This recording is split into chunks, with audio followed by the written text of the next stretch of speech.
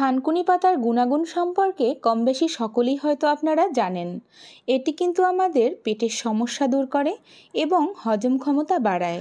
তাছাড়াও এটি রোগ প্রতিরোধ ক্ষমতা বৃদ্ধির সঙ্গে সঙ্গে স্মৃতিশক্তিও কিন্তু বাড়ায়। এমনকি এটি সর্দি কাশির সমস্যাও দূর করে। প্রথমেই দেখলেন থানকুনি পাতাগুলোকে ধুয়ে ছোট টুকরো করে কেটে নিয়েছি আর মিক্সচারের জারে নিয়ে নিয়েছি। হাফ চামচ গোটা জিরে এবং গোটা ধনে সর্ষের তেলে ভেজে নিয়ে দিয়ে দিলাম 2টো পাকা লঙ্কা, 2 চামচ ভাজা বাদাম খোসা ছাড়িয়ে দিয়েছি আর স্বাদমতো নুন। সামান্য জল দিয়ে বেটে নিচ্ছি। এদিকে ফ্রাইং প্যানে সর্ষের তেল গরম করে 1 চামচ রসুন কুচি দিয়ে দিলাম।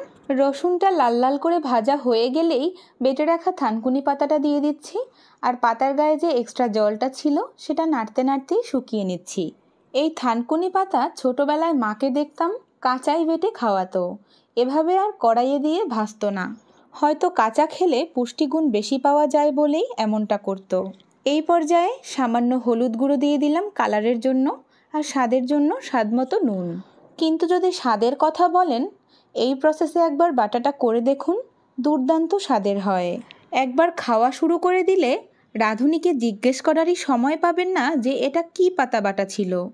খাওয়া শেষ হওয়ার পরে আপনার মনে এই কোশ্চেনটা জাগবে।